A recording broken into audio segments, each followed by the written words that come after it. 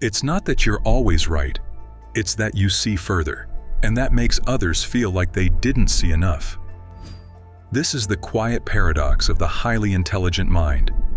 You exist in a space of deep perception, connecting dots that others haven't even noticed are on the page. You're not trying to threaten anyone, you're not trying to be intimidating, but you can feel it in the air. They still shrink around you. There's a subtle shift in the room when you speak, a tension that wasn't there before. By the end of this video, you will understand not only why this happens with such unnerving consistency, but how to reclaim your power, stay true to your intellectual gifts, and do it all without making others feel defensive or small. You will learn how to be powerful without being a threat. To understand this dynamic, we must explore the emotional neuroscience of social comparison. On a primal level, the human body is a threat detection system. It doesn't always distinguish types of power. It registers intellectual strength like physical strength as potential threat. When someone enters with overwhelming physical presence, we assess our safety. When you enter with overwhelming intellectual presence, others do the same. They're not thinking, "This person is too smart," but their nervous system asks, "Am I safe here? Will my ego, ideas, or status be protected?" It's like a gym. You've spent years training your mind. To you, it's just a conversation. But to someone who hasn't done that training, your presence feels like a silent flex. You're not competing, but your developed intellect highlights their perceived weaknesses. That's why it's confusing. Your intentions are good, but the impact is unsettling. This intelligence shows up in 3 distinct ways that trigger discomfort. First, through perception. You see subtext, patterns, and long-term effects others miss, making them feel exposed. Second, you ask questions others avoid. What you see as truth-seeking feels like a challenge to the status quo.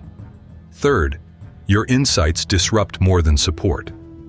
A brilliant idea that reframes a problem can unintentionally invalidate others' work. The result? People become guarded, cautious, and their ego sensitively reacts. Though it's their inner reflection, it feels like they're building a wall against you. So what's the most telling sign your intelligence is the cause? Watch their behavior. They're relaxed with others, but stiff with you. In groups, they laugh, flow, and feel at ease.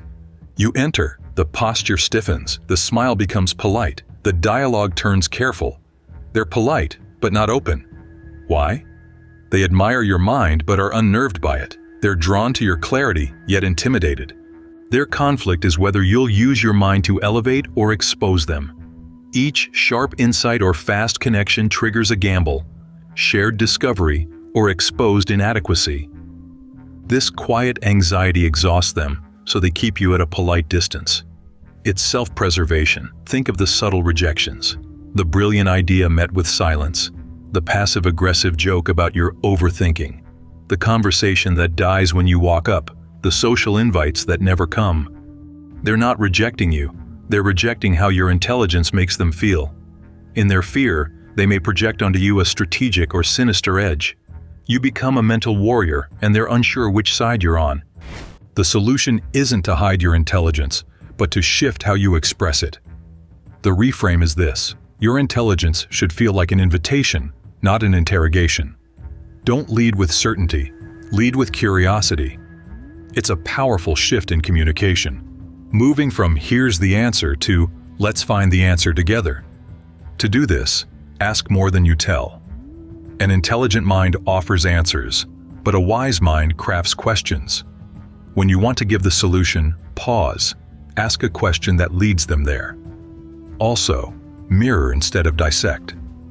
When someone shares an idea, your instinct may be to analyze it. Instead, mirror their sentiment. It sounds like you're passionate about doing this more efficiently. This validates their thought before you share yours. It makes them feel they arrived at the insight with you. You're no longer the lone genius, you're a co-creator. Picture a chess master versus a sensei. The chess master dominates, sees 10 moves ahead, forces checkmate, wins alone. The sensei teaches by presence, guiding the student to discover their own strength. The sensei creates a space where others feel powerful. This shift isn't just social, It regulates nervous systems. When you lead with curiosity and invitation, you turn threat into trust. That is one of the most essential leadership skills you can develop. Beyond conversational tactics, the most lasting change comes from within. It requires 3 deep internal shifts in how you relate to your own intelligence. The first shift is from performance to presence. For many intelligent people, social situations can feel like a stage where you have to perform your intellect. You feel a constant low-grade pressure to have the best idea, the sharpest insight, the most articulate point. Let go of this.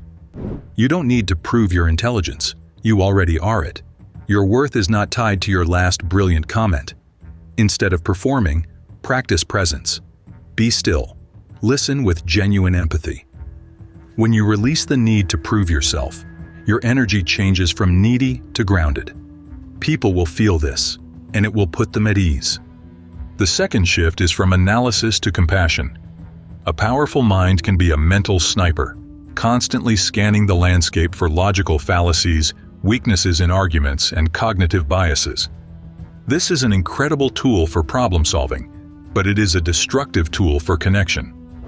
When you apply it to people, they feel evaluated, judged, and ultimately unsafe. You must consciously drop the mental sniper mindset in personal interactions.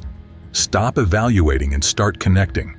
Understand that people's opinions are often tied to their emotions, their history, and their identity, not just pure logic. The equation is simple. Intelligence combined with warmth is magnetic. Intelligence combined with judgment is isolating. Choose warmth. The third and most powerful shift is from ownership of others' reactions to sovereignty. You're not responsible for others' insecurities. Their discomfort is theirs to carry. Your role isn't to dim your light, but to soften it so they aren't blinded. This takes strategic grace, embracing a healthy Machiavellian mindset, not to manipulate, but to understand social power and navigate it wisely. You see their discomfort not as your fault, but as a variable to manage. This reflection gives you sovereignty. You can shine brightly and skillfully without guilt for shadows it may cast. Let's apply this in real-world ways with scripts you can use. The goal is to help others feel smart alongside you. Don't assert, ask. Instead of saying, "The real problem is our marketing funnel," say, "I wonder if you've thought about how our funnel might be impacting this." The first sounds like criticism. The second invites exploration. When someone gives a basic insight, don't brush it off. Build on it. "That's an interesting point. What do you make of it?" This returns the power, showing you value their thinking. Use questions to help others feel smart, seen, and included. Try curiosity mirroring, more than active listening. Don't just repeat words, reflect the curiosity behind them. If someone says, "I'm not sure this software will work," don't rush to defend it. Try. "Sounds like you have real concerns about implementation. What hurdles are you seeing?" You align with them. You're a co-investigator, not an opponent. These aren't negative manipulations. They're advanced tools of influence that build safety and true connection. Remember, people trust your mind when they feel you don't need to win. When your goal shifts from winning to understanding, everyone wins.